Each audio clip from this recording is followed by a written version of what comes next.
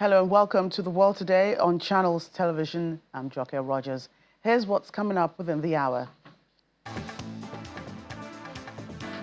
Iranian Supreme Leader Ayatollah Ali Khamenei says Iran will never surrender to the United States in first comment since a ceasefire was agreed with Israel.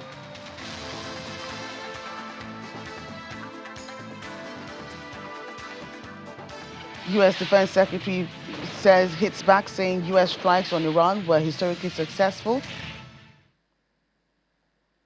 Plus 29 people killed in a stampede after explosion during examination in the Central African Republic. Welcome again, everyone. Iran's Supreme Leader Ayatollah Ali Khamenei has said that Iran will never surrender to the United States, striking a defiant tone in his first remarks since a ceasefire with Israel took place. The 86-year-old claimed victory after 12 days of war, culminating in an Iranian attack on the largest U.S. military base in the Middle East in Qatar after the U.S. joined the Israeli assault. According to him, the U.S. President Donald Trump unveiled the truth and made it clear that Americans won't be satisfied with anything less than surrender of Iran. Such an event will never happen. Mr. Khamenei's remarks come 2 days after a ceasefire halted the war between Iran and Israel, the foe's deadliest and most destructive confrontation, and marks his first public appearance since June 19. The U.S. President, the speech also comes amid conflicting accounts in the U.S. over the extent of the damage inflicted by U.S. strikes on key Iranian nuclear sites at Fordo, Natanz, and Isfahan. During the conflict, U.S. President Donald Trump said the strikes obliterated the nuclear facilities, but Mr. Khamenei said Mr. Trump had exaggerated the impact of the attacks and said the U.S. gained nothing from this war, claiming that the U.S. strikes did nothing significant to Iran's nuclear facilities. Meanwhile, Iran's Islamic Revolutionary Guard Corps has confirmed that senior military commander Saeed Izzadi was killed in Israeli strikes. Mr. Izzadi was a senior commander of the IRGC's extraterritorial Quds force and was responsible for coordination with Hamas and other Palestinian armed groups. However, there's no mention in the IRGC statement about when and where he was killed. The IDF announced Izzadi's death on June 21 and accused him of being an architect of the October 7 Hamas attack on Israel. The UK sanctioned Izzadi back in 2023 in response to unprecedented threats from Tehran to peace and security across the Middle East and plots to kill individuals on UK soil. He was also sanctioned by the US in 2019 for allegedly providing millions of dollars to Hamas.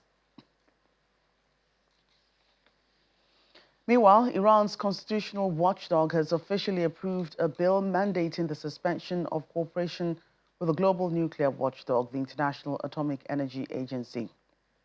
The bill bars IAEA inspectors from assessing Iranian nuclear sites until specific conditions are met. These conditions include recognition of Iran's right to uranium enrichment under Article 4 of the Non-Proliferation Treaty. The bill has already been approved by Iran's parliament, and this approval from the Guardian Council, a body of clerics and jurists, means it's officially a law now. Final authority, including how and when it will be implemented, lies with Iran's Supreme National Security Council and Iran's Supreme Leader.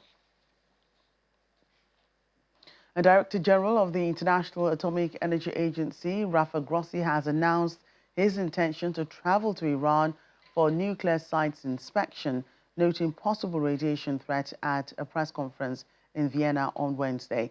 The IAEA had claimed that Iran has the capabilities to restore its damaged nuclear infrastructure, describing that as one of the reasons to work together with Tehran, although the reconstruction is expected to take some time.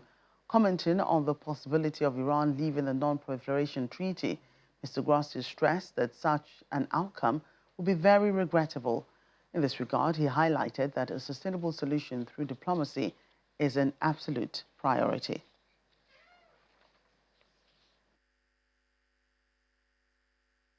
I had received a letter from the Iranian foreign minister saying that they had taken protective measures already. They did not get into details into what that meant, but clearly that was the implicit meaning of that. So we can imagine that this material is there. So for that to confirm, for the whole situation to evaluate, we need to return.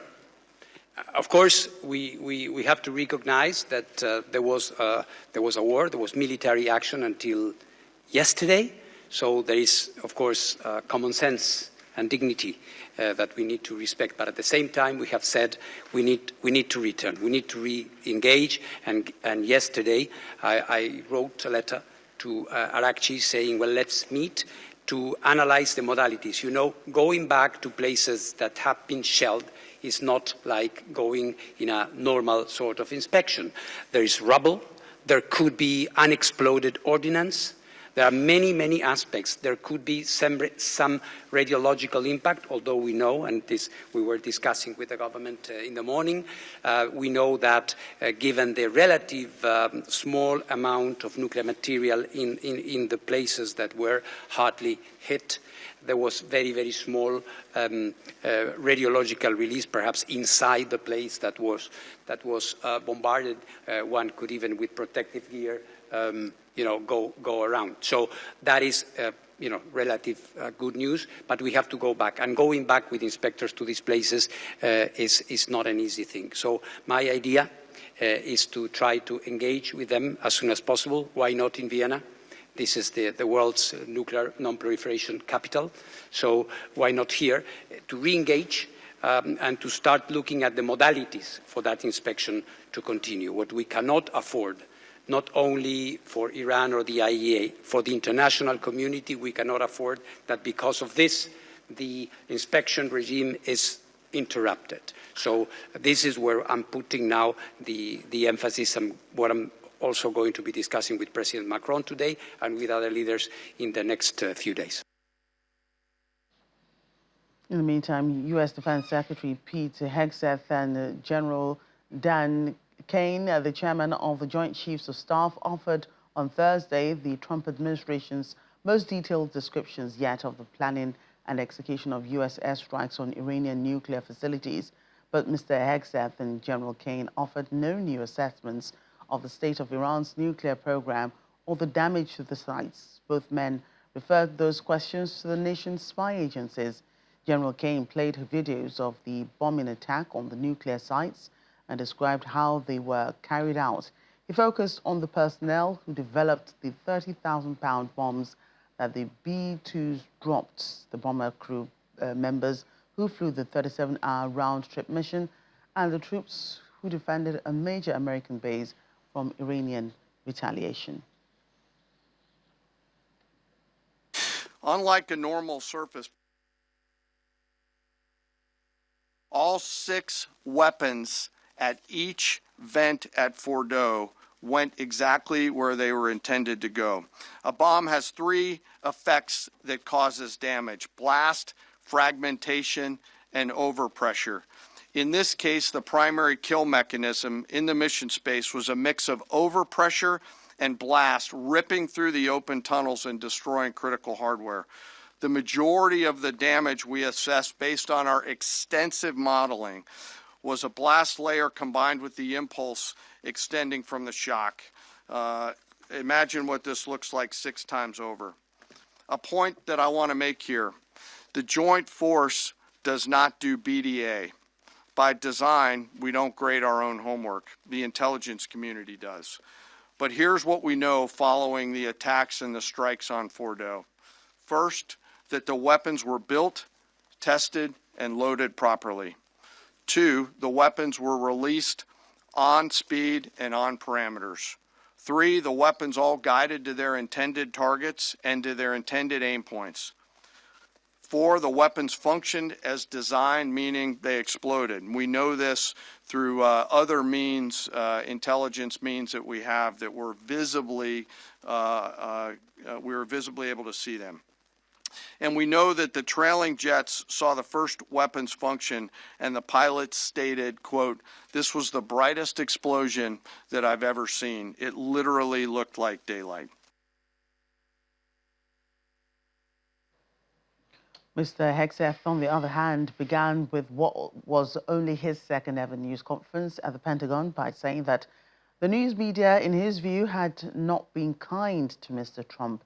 At the news conference earlier, Defense Secretary Pete Hegseth hails the U.S. strikes on Iranian nuclear targets as a historic success, pushing back against a leaked preliminary intelligence assessment that questioned the strike's impact and attacked the media for not backing Trump enough.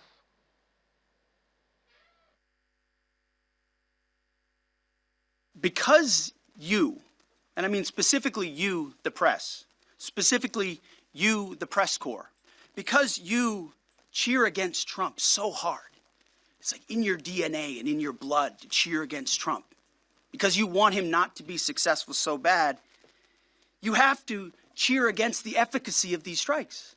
You have to hope maybe they weren't effective. Maybe the way the Trump administration has represented them isn't true. So let's take half-truths, spun information, leaked information, and then spin it in every way we can to try to cause doubt and manipulate the public mind over whether or not our brave pilots were successful. How many stories have been written about how hard it is to, I don't know, fly a plane for 36 hours? Has MSNBC done that story? Has Fox? Have we done the story how hard that is? Have we done it 2 or 3 times so that American people understand? How about how difficult it is to shoot a drone from an F-15 or 16 or F-22 or F-35? Or what it's like to man a Patriot battery? Or how hard it is to refuel midair? Giving the American people an understanding of how complex and sophisticated this mission really was. There are so many aspects of what our brave men and women did that because of the hatred of this press corps are undermined because your people are trying to leak and spin that it wasn't successful. It's irresponsible. Elsewhere, after months of pressure by U.S. President Donald Trump, NATO members have confirmed an agreement to spend 5% of their GDP on defense and security by 2035. In a joint statement from the summit in The Hague, the 32 member states say that allies are committed to investing 5% of their GDP annually on core defense requirements, as well as defense and security-related spending. In the statement called the Hague Declaration, members also reaffirmed commitment to collective defense enshrined in Article 5, which states an attack on one is an attack on all. President Donald Trump believes the increase is a big win for the U.S., Europe, and Western civilization. You know, last weekend, the United States successfully carried out a massive precision strike on Iran's nuclear enrichment facilities, and it was very, very successful. It was called obliteration. No other military on earth could have done it, and now this incredible exercise of American strength has paved the way for peace with a historic ceasefire agreement late Monday, and we call it the 12-day war. Spoke to a few people. I guess that just sounded like the right name. It was a 12-day war.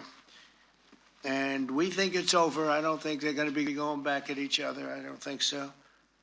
Not only we dealt decisively with the critical threat of Iran's nuclear program, which was what I wanted. I said, Iran cannot have a nuclear weapon. I've said that for 15 years, long before I decided to do the political thing.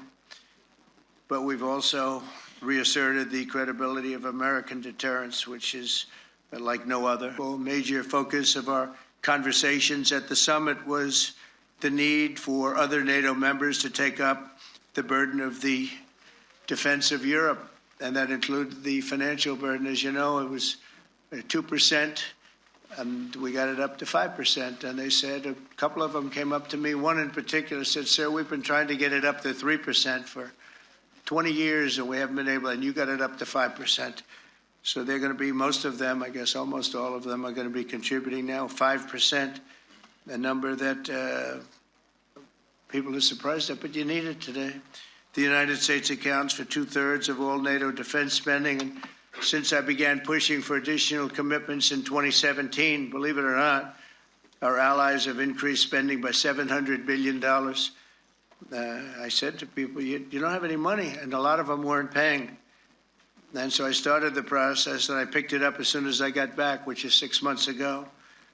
And following my election last November, almost all have accelerated plans to reach the 2%, 3%, 4%, and then ultimately, very quickly, 5%. And all of this is going to be done very quickly, almost immediately. You probably know this as well as I do. I'm sure they've been talking about it. It's really been a big focus. Meanwhile, Spanish Prime Minister Pedro Sanchez is insisting the EU and NATO are two different areas of discussion following the row with Donald Trump over defense spending.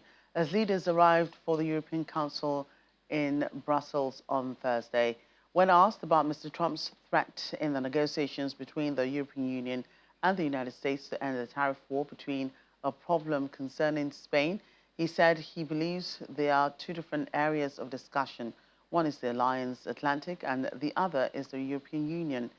Mr. Trump said it was terrible that Spain had opposed the 5% defense spending target and threatened to make them pay on trade. All allies did sign up to 5% defense spending pledge by GDP by 2035, despite Spain saying it'll only reach 2.1% and that it will meet the alliance's capability targets without increasing its expenditure. Elsewhere, several climate and anti-war activists have been detained by Dutch police for aiming to disrupt the NATO summit, which ended yesterday. Activists from the Extinction Rebellion group staged a sit-in protest at a petrol station in The Hague on Wednesday, but officers forcibly removed the demonstrators who had gathered to block traffic routes near the summit zone.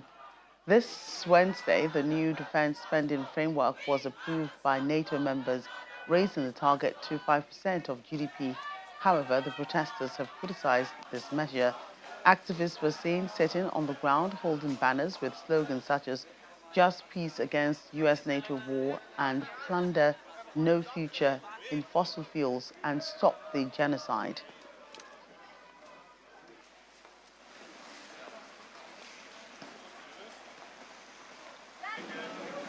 It's madness. It's just the upper class having power, destroying our lives, bombing all over Gaza and all over the world. It's madness. Like, it's ruining. We have to save ourselves from these wise upper heterosexual assholes that are messing up the world. We can do better. We have to combat this power by street power, coming together and fighting for ourselves, because we can't expect them to change our lives. Well, to start, they say 5%, but that's 5% of the gross national product. That's about 12 to 15% of what we actually spend in the Netherlands. So it's far more, like more than 1 in 8 euros will go to the army, will go to more fossil destruction. It's really insane. They're saying the whole world's coming together. It's only the NATO countries, so it's only the global north that's actually coming together and basically consolidating their power they have on the global south. To make sure they can extract all the last drops of oil and put it into their war machine, start so many more wars. You see what they're doing with the genocide in Gaza? They just keep fueling it. Let's unpack all of this. Joining us now on the program is International Affairs Analyst Stephen Hayes. Stephen, pleasure having you on the program. Thank you for your patience. I know you've been around for about all of about 20 minutes or so now.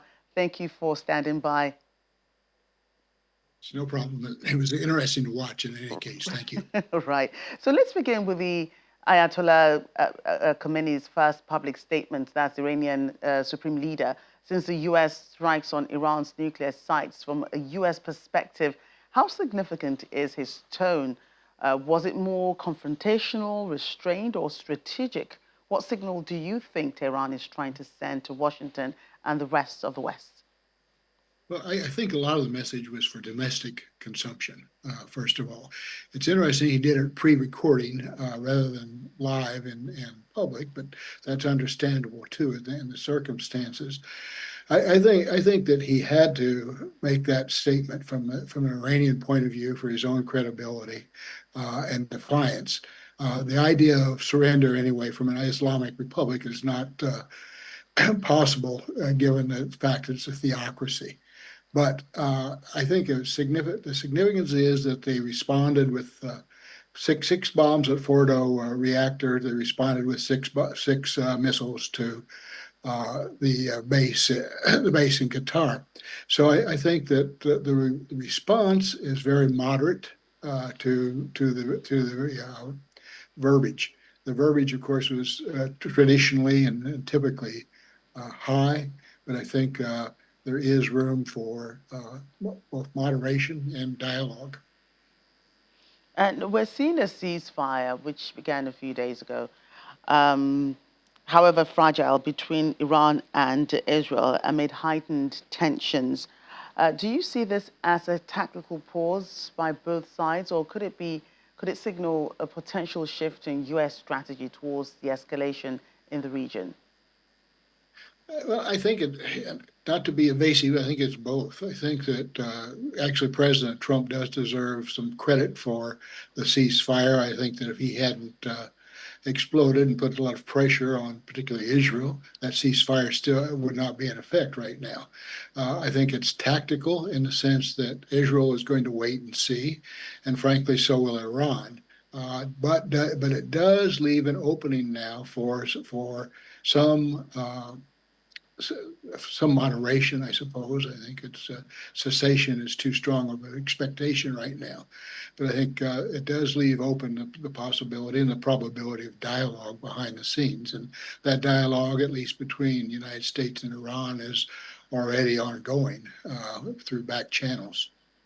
And to other security issues, particularly in Europe, most NATO allies have now agreed to a 5% ramp up in defense spending. That's about 5% of their GDPs for each country, marking a major shift in the alliance's posture. Yet Spain remains, the lone holdout. So, what does this unified move say about the West's threats perception, particularly with Iran and other global flashpoints in mind? And how is, Spain?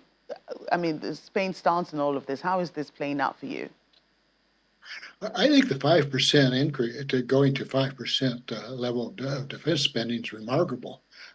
Most countries have not been at 2% for a long time. And in fact, the decision to go to 5% is striking. And again, for better or worse, I think President Trump deserves the credit for getting him up to 5%. I think the other person who deserves the credit for getting him up to 5% is Putin. President Putin of Russia. I think the Europeans have a great deal of fear right now of Russia, and I think they've got to send very strong signals in their minds. They've got to send strong signals to Russia about this. I think Iran had little effect on the decision, other than it does send a signal to the other European countries that President Trump is serious on how he wants to respond to certain areas.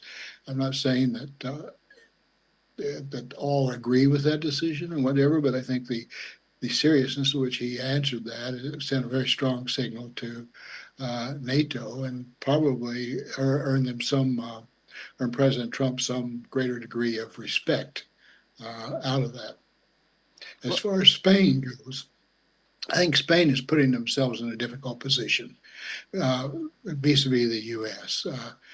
President Trump cannot really afford to have Spain not hold up its load with all the other countries now increasing their spending. So it's otherwise you're going to, if he lets it go by, then you're going to create a situation where other countries can feel they can do the same thing. So I think you're going to see new methods of pressure on Spain vis-a-vis President Trump, given his general modus operandi. I think that it cannot be through the European Union. But there will be other areas in which Spain will experience some pressure, I think, from the U.S. administration. Right, and U.S. President Donald Trump is reveling in his success following the strikes in Iran that says that, hits some of their nuclear facilities, although Iran says he's just exaggerating. But with this new NATO position, the ramp up in the defense spending, how do you think the U.S. president will use this as a leverage for future decisions for NATO and, some other possible crisis that the U.S. might have to mediate in? Well, so it's a very good question. I think the President Trump will, of course, promote himself as much as possible. I don't think that's necessarily a criticism as much as it is a valid observation of the personality. I think he will use whatever leverage he can to reinforce his own view of the world. And I think it also he will use it to project strength. How successful the Iran bombing was, it remains to be seen. And we'll know more of that over the next few weeks. Did you see the supreme leader of Iran, his public statement about it, actually sort of challenging President Trump that he was just exaggerating about the extent of damage on the country's nuclear sites? Did you see that coming? I did. I did see that. I think, again, I think there's a lot of bluster from the supreme leader of Iran. I think there was significant damage. We don't know the extent of that damage, however, nor do we know about the enriched uranium and where that is. It seems probable, but again, we don't know for sure. It's probable that the Iranians moved that enriched uranium before the bombing, since they did have an early alert that it would happen. So I think it's rhetoric that has to be given by the Ayatollah. But again, we just have to wait to see how much that is really rhetoric in reality. Right, and finally, with some of these crises stretching from Ukraine to Gaza to Tehran, and the broader, what does this say about this moment? Say about the broader U.S. foreign relations?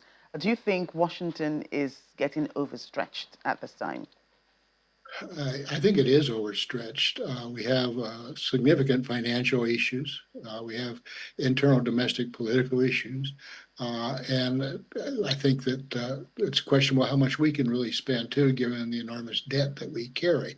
So I think that's going to be a challenge. But it is clearly overstretched. On the other hand, it is also a return to projecting military power that hasn't been on exhibit for some time. Now, what effect that has, does it scare people or does it reassure people? I think that's going to be the issue of how we deal and are seen in the world. Right. Stephen, thank you again for your time. Thank you. It's always an honor. Thank you. Welcome back to the program. Hundreds of Israelis have been returning home via the Ben Gurion Airport in Lod after flights resumed, and U.S. President Donald Trump announced a ceasefire agreement between Tel Aviv and Tehran. At the airport, families waited for their loved ones, hugging the returnees while carrying Israeli flags.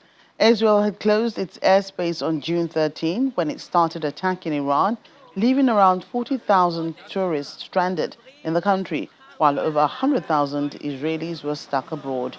On Tuesday, the Israeli Airports Authority announced that Ben Gurion and the Haifa airports had returned to full capacity after lifting all restrictions on flights and passengers. The nearly 2-week-long war between Israel and Iran came to an end on Monday night when U.S. President Donald Trump announced a full and comprehensive ceasefire between the two countries. I think that it will be better. All the world is better now, after that. We transfer 3 countries until we come back to Israel. And now I feel good. We have the good air in Israel, and we miss it. Finally, we are very excited. We waited for this for a long, long time. And this is our home, and our family is here. And we wanted to come home, and it was very difficult. But finally, we came here. We are very upset about all the families that lost their belongings and their homes. And this is our home, and we want to live here in peace and to raise our children here. And we believe in our country. When the sky was closed and then no flights inside, outside Israel, it was a disaster. It was a nightmare. Until the gates are open today, and here he is now in Israel, in his home. And we are so glad that it's ended, that the war with Iran is ended. And now everything is going to be all right, I hope. My plan was to go to Bucharest for 5 days and then go back to Israel. But because of the war, I stayed there for 2 weeks and a half and then moved to Athens. Ukrainian President Volodymyr Zelensky has signed an agreement with the Council of Europe's human rights body in The Hague, establishing a special tribunal to prosecute Russian top officials responsible for the Ukraine conflict. On Wednesday, the Ukrainian President and Secretary General of the Council of Europe, Alain Berset, signed the deal as President Zelensky urged European leaders to remain engaged to take legal steps against Russia. The tribunal will focus specifically on the crime of aggression, distinct from war crimes or crimes against humanity, which are under the jurisdiction of the International Criminal Court. Tailored specifically to the circumstances of the Ukraine conflict, the established body was designed to fill this gap. This is a really, truly very important step. Today we are launching the process to create a tribunal for Russia's crime of aggression against Ukraine. Every war criminal must know there will be justice, and that includes Russia. And we are now boosting the legal work in a serious way. There is still a long way to go. Politically, we have already made big progress, and I'm grateful to the Committee of Ministers, to the Council of Europe, and to everyone showing leadership. Justice takes time, but it must happen, I'm sure. And today's agreement and this tribunal give us a real chance to bring justice for the crime of aggression. Other institutions, even international ones, don't have the tools to do this. And we need to show clearly aggression leads to punishment.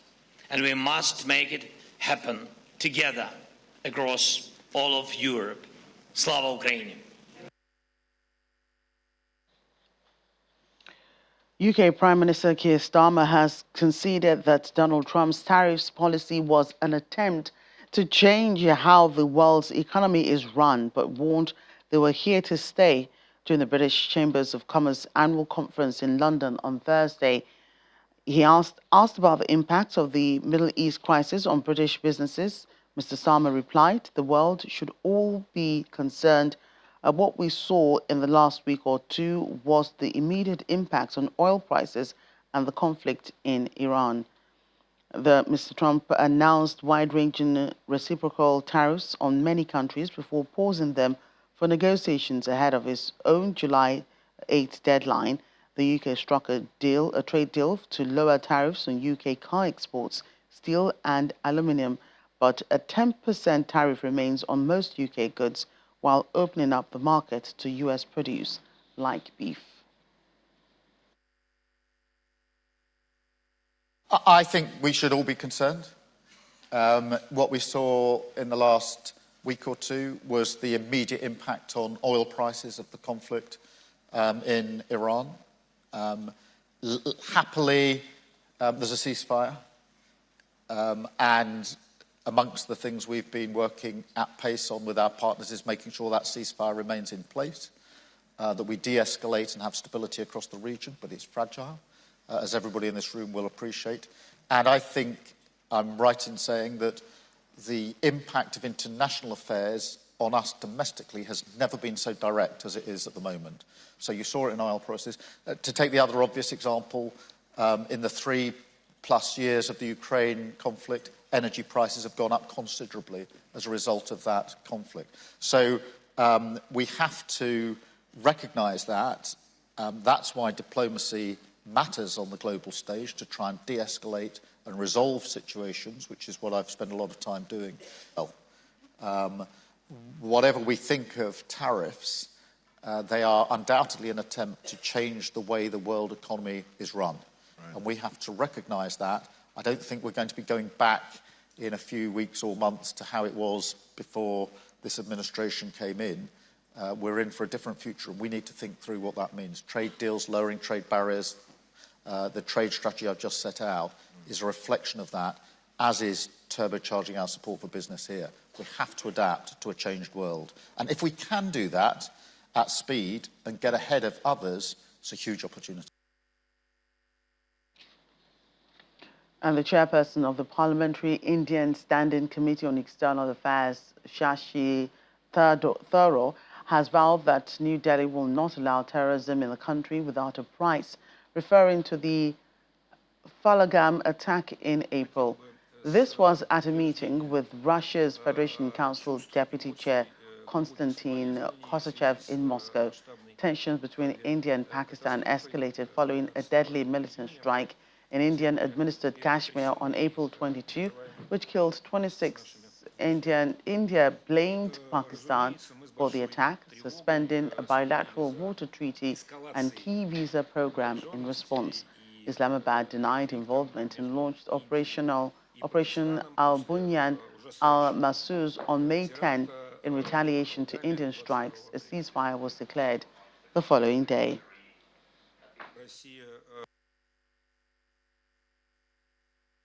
The terrorist attack on the 22nd, which you mentioned, has really left a very deep scar on the psyche of our nation. And this is partially because, though there had been minor terrorist incidents before, for some years now we had seen an atmosphere of peace and normalcy in the region. Our government decided this act could not go unpunished. There had to be a price to be paid for this atrocity. We therefore conducted the operation that my colleagues were able to come here and explain to you, so I won't repeat the details. Operation Sindoor. But it is important to us that our friends in Russia go even one step beyond your very kind words today that Russia condemns terrorism in all its forms and manifestations. We welcome that statement. But we feel that in many ways, between us as parliamentarians, we need to understand that terrorism just doesn't come out of nowhere. It is coming from somewhere. We have nothing against the people of Pakistan. We would like them to live and prosper in peace. Our own country is focused on its growth and development. That is where we are at. We are not at all interested in war with anyone. We don't want conflict. We want to focus on modern technology, on progress, on land and in space. We want to see growth. We want to see economic benefits for all. So all we ask of our Pakistani friends is leave us alone and we will be very happy to continue. Indian astronaut Shubhanshu Shukla is set to create history by becoming the first Indian to set foot on the International Space Station.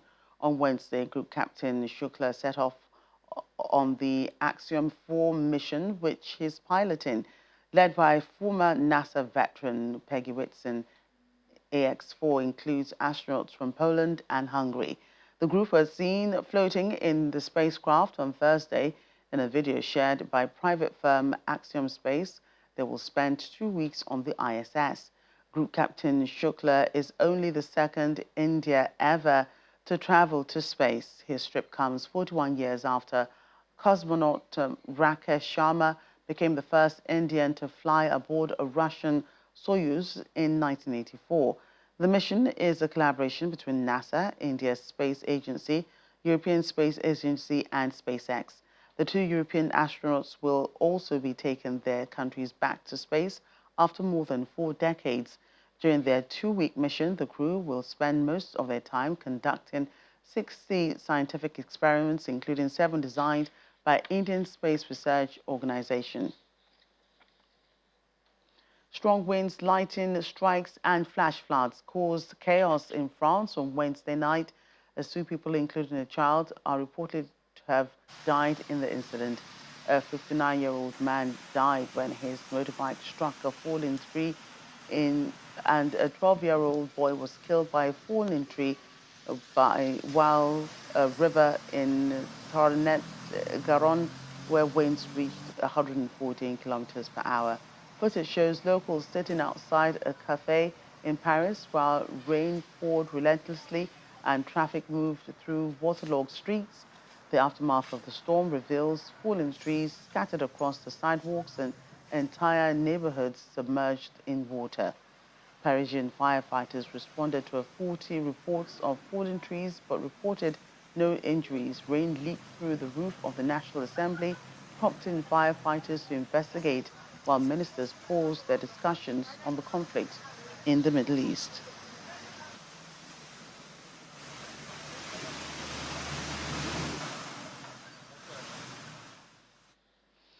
And tragic news now, the other tragic news, 29 children who were taking their school exams in the Central African Republic have been killed in a crash after a nearby explosion caused panic. A medical doctor from the Bangui Community Hospital says the blast happened on Wednesday, the second day of the high school finals. It occurred at an electricity transformer. The noise of the explosion combined with smoke caused alarm among the almost 6,000 students sitting the baccalaureate at a school in the capital, Bangui. The Education Ministry said the explosion happened after power was restored at the electricity transformer located on the ground floor of the main building that had been undergoing repairs. President Faustin Touadéra has declared a period of national mourning. He also ordered that the more than 280 who were wounded in the crash get free treatment in hospital. Students from 5 different schools in the capital had gone to the school to sit for the exams.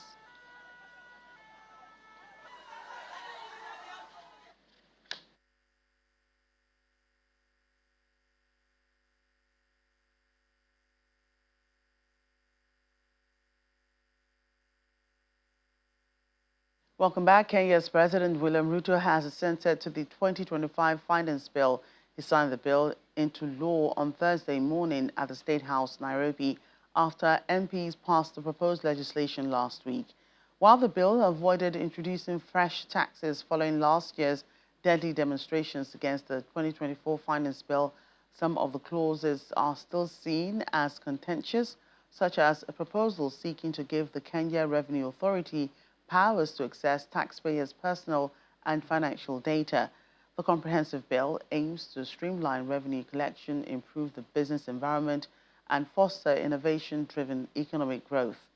The Finance Act 2025 introduces several key amendments across various tax laws, including the Income Tax Act, Value-Added Tax Act, and Excise Duty Act. A significant highlight is the mandatory requirement for employers to automatically apply all applicable tax reliefs, deductions, and exemptions for employees, aiming to ease the tax burden of salaried workers. Furthermore, the bill fully exempts pension and retirement gratuity payments from tax, providing relief for retirees. The third G20 Sherpas meeting is currently taking place in South Africa's northwest province, marked by the notable absence of the United States. South Africa's Minister of International Relations and Cooperation, Ronald Lamola, confirmed that the U.S. extended an apology for its non-attendance. He stressed, however, that the G20 deliberations will proceed as planned. Our South Africa correspondent, Innocent Simosa, reports. South Africa's Minister of International Relations, Ronald Lamola, says the G20 meeting taking place at the midpoint of South Africa's historic G20 presidency comes at a time of unprecedented global turmoil marked by both geopolitical tensions and economic uncertainty. It is more difficult to organize a peace than to win a war. But the fruits of victory will be lost if the peace is not organized. Close quote. No peace will organize itself in any part of the world. It needs the global community to stand together. Ms. Gabriela Ramos, Mexico's candidate for Director General of UNESCO, believes the G20 can play a vital role in advancing global education, promoting cultural cooperation, and enhancing digital inclusion, particularly in developing countries. The G20 has provided a very important space for culture to be recognized as a global public good. Because we all know that when we invest in culture and cultural activities, on creativity, on artistic contributions, we are contributing to a more cohesive world, a world that talks to each other, a world that build bridges, which we really deeply need in this very conflictual world in which we live. Meanwhile, the country's opposition party, the Freedom Front Plus, FF Plus, has made its second visit to the White House, reportedly holding meetings with senior U.S. officials from the Office of the Vice President to the National Security Council and the Homeland Security Council. In response, the minister had this to say. Yes, I've seen the group that is in the U.S. representing their own constituency and expressing their views. We continue to, South Africa is a free country. Anyone can visit any country as long as they claim to be representing their own constituency, their own views. But South Africans also have to know that even when you are international, you have got a duty and a responsibility to promote South Africa's national interest. Whether even if you are an opposition party, you are any group of whatever nature, because this country's constitution has given everyone, including minorities, a platform to air their grievances, to raise their issues here in the country, to raise whatever issue that they may have. Meanwhile, the third G20 Sherpas meeting is currently taking place, marked by yet another notable absence of the United States. So at this stage, we take it from their apology. So we will see as the situation develops. But we think that the G20 should be able to continue with or without their participation. But at this stage, we take the apology because they have forwarded it to us. They've stated their reason. So we take the apology. As Israel and Iran agrees to a ceasefire, questions are emerging around Africa's positioning in light of the changing geopolitical landscape. From Northwest South Africa, Innocent Simosa, Channels Television News. Finally, visitors stepping into the Dujiangyang bookstore in southwestern China may feel as though they have entered Harry Potter's Hogwarts library, a space filled with enchantment and mystery. The two-story bookstore is considered one of China's most beautiful, blending architecture and imagination into a cathedral-like experience with mirrored ceilings and gleaming black tile floors.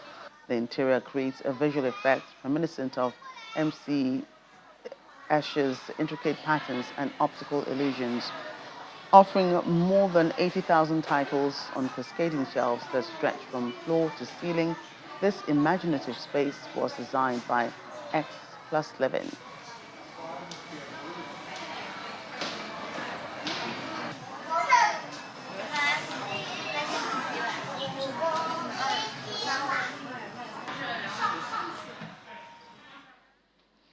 That's it on our show today. Thank you so much for watching. I'm Joker Rogers.